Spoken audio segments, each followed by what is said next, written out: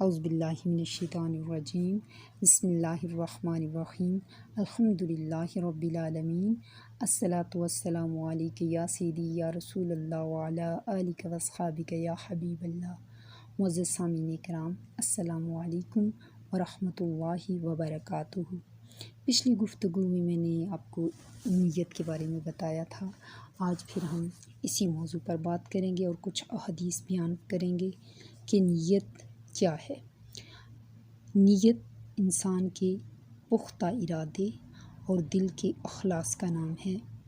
انسان کو ہر عمل کرنے سے پہلے نیت کرنی چاہیے، کیونکہ وہ چھوٹی سی صرف ذہن میں لائے ہوا ایک خیال، ایک نیت انسان کے اعمال میں اضافہ کرتی ہے، نیک اعمال میں اضافہ کرتی ہے۔ اسی طرح نبی مکرم صلی اللہ علیہ وآلہ وسلم ارشاد فرمایا کہ قسم ہے تین چیزیں، کہ قسم ہے کہ میں جو تین چیزیں بیان کرتا ہوں، اس کے بعد ایک خاص طور سے تمہیں بتاؤں کہ اس کو اچھی طرح محفوظ کرنا۔ وہ تین چیزیں جن پر میں قسم کھاتا ہوں۔ نمبر 1، کسی بندے کا مال صدقہ کرنے سے کم نہیں ہوتا۔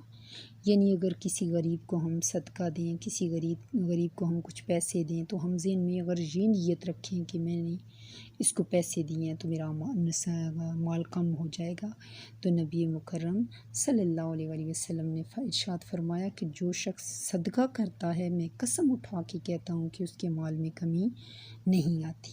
نمبر 2، جس شخص پر ظلم کیا جائے اور وہ اس پر صبر کرے تو اللہ تعالیٰ اس صبر کی وجہ سے اس کی عزت بڑھا دیتے ہیں۔ یعنی اگر کسی آدمی پر ظلم کیا جائے تو وہ اس ظلم پر انسان صبر کر لے تو اللہ تعالیٰ اس کا درجات اور اس کی عزت میں اضافہ فرما دیتے ہیں۔ نمبر 3، جو شخص لوگوں سے مانگنے کا دروازہ کھولتا ہے تو اللہ تعالیٰ اس پر فقر کا دروازہ کھول دیتے ہیں۔ یعنی جو شخص لوگوں سے سوال کرتا ہے، لوگوں کے ہاتھوں کی طرف دیکھتا ہے تو اللہ تعالیٰ اس کے لوگوں کے ہاتھوں پہ ہی لگا دیتے ہیں، جبکہ اللہ تعالیٰ اپنی طرف سے اس کا رزق بند کر دیتے ہیں۔ تو اسی لیے ہمیں چاہیے کہ ہم اللہ سے امید لگائیں، اللہ سے مانگیں۔ حضرت ابو دردہ روایت فرماتے ہیں کہ نبی مکرم صلی اللہ علیہ وآلہ وسلم نے ارشاد فرمایا کہ جو شخص سونے کے لیے اپنے بستر پر آئے اور اس کی یہ نیت ہو کہ وہ رات کو اٹھ کر تہجد پڑھے گا، پھر لیکن ایسا ہوا کہ اس پر نیند کا ایسا غلبہ ہوا کہ اس کی آنکھ صبح کھلی اور اس نے تہجد ادا نہیں کی، لیکن اس کو اس تہجد کا ثواب ضرور ملے گا، کیونکہ اس نے رات کو نیت کر کے سویا تھا کہ میں رات کو تہجد پڑھوں گا۔ اب اس کا یہ سونا جو ہے وہ اللہ تعالیٰ کی طرف سے ایک عطیہ ہو جاتا ہے۔ حضرت سعد رضی اللہ تعالیٰ عنہ روایت کرتے ہیں کہ نبی مکرم صلی اللہ علیہ وآلہ وسلم نے ارشاد فرمایا، اللہ تعالیٰ اس امت کی مدد اس کی قابلیت اور صلاحیت کی بنیاد پر نہیں فرماتے، بلکہ کمزوروں اور خستہ حال لوگوں کی دعاؤں، نمازوں اور ان کے اخلاص کی وجہ سے ان کی مدد فرماتے ہیں۔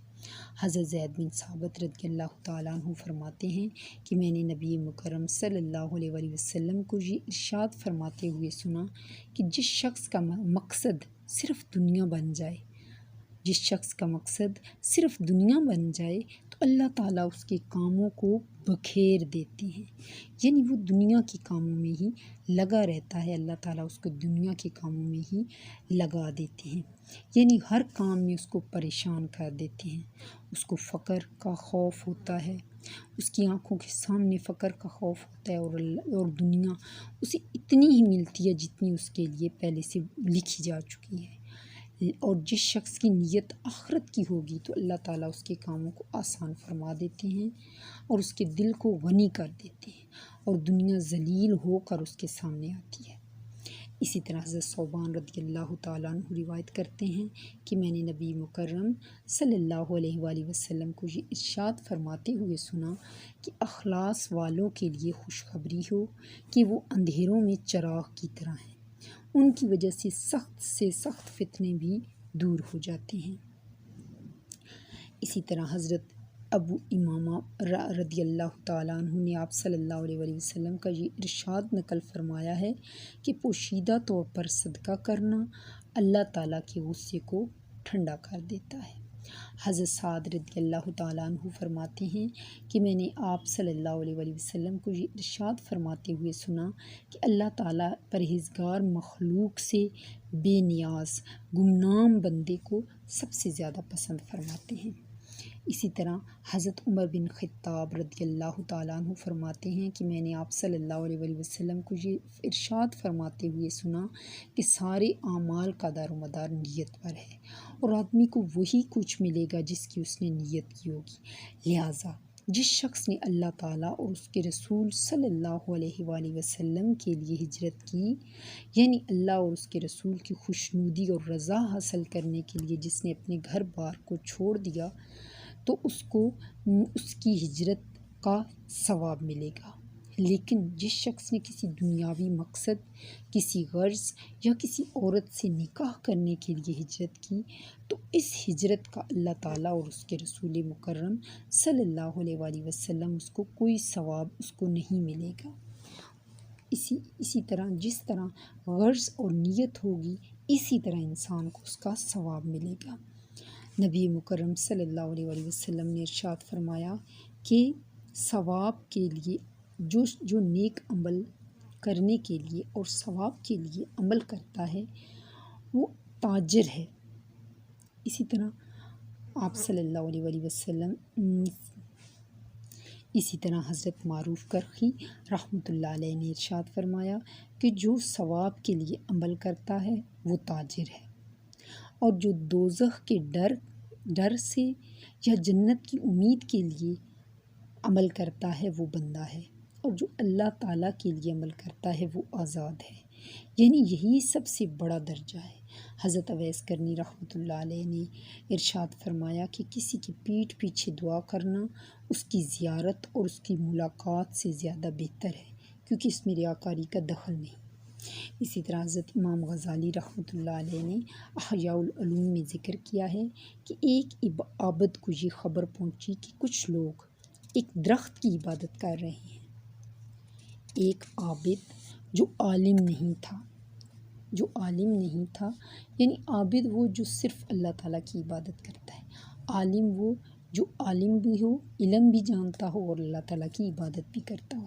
ایک عابد تھا، اس کو یہ خبر کسی نے دی کہ کچھ لوگ ایک درخت کی عبادت کر رہے ہیں۔ وہ اٹھا اور اس کو کاٹنے کے لیے نکلا، اس درخت کو کاٹنے کے لیے نکلا۔ ابلیس اس سے کہنے لگا، یعنی شیطان جو انسان کا روح زمین پر سب سے زیادہ دشمن ہے، جو انسان کا دشمن ہے، وہ ابلیس ان سے کہنے لگا کہ اگر تو اس درخت کو کاٹ ڈالے گا تو لوگ کسی اور درخت کی عبادت کرنے لگیں گے، جا تو اپنی عبادت میں لگ جا، تیرا اس سے کوئی کام نہیں ہے۔ اس نے کہا میں ضرور اس درخت کو کاٹوں گا۔ پھر دونوں میں لڑائی ہونے لگی اور عابد نے شیطان کو پچھاڑ دیا۔ تب وہ کہنے لگا کہ فقیر آدمی ہے، تو جا اپنی عبادت میں لگ جس کے لیے تجھے مقرر کیا گیا ہے۔ میں ہر شب ہر رات میں تیرے سرانے کے نیچے 2 اشرفیاں رکھ دیا کروں گا۔ اگر اللہ تعالیٰ کو اس کا کاٹنا یعنی اس درخت کو کاٹنا منظور ہوتا تو ضرور کسی رسول یا نبی کو بھیجتا جو اس درخت کو کاٹ ڈالتا، اور جب خود تو اس درخت کی عبادت نہیں کرتا تو پھر تجھے اس سے کیا پرواہ۔ یعنی شیطان نے بہلا پھسلا کر عابد کو اس کے گھر واپس بھیج دیا۔ اس نے کہا اچھا، اور یہ کہہ کر فقیر گھر لوٹ گیا۔ جب صبح ہوئی تو اسے اپنے سرانے کے نیچے 2 اشرفیاں ملی۔ دوسرے دن بھی اسی طرح ہوا، اس کے سرانے کے نیچے 2 اشرفیاں پڑی ہوئی تھیں۔ تیسرے دن جب اس نے اپنا سرانہ دیکھا تو اس کے نیچے اشرفیاں نہیں تھیں۔ تب پھر وہ اس درخت کو کاٹنے کے لیے پھر نکلا۔ اب پھر اس سے شیطان کا مقابلہ ہوا۔ اس مرتبہ شیطان غالب آ گیا اور اس نے عابد کو پچھاڑ دیا۔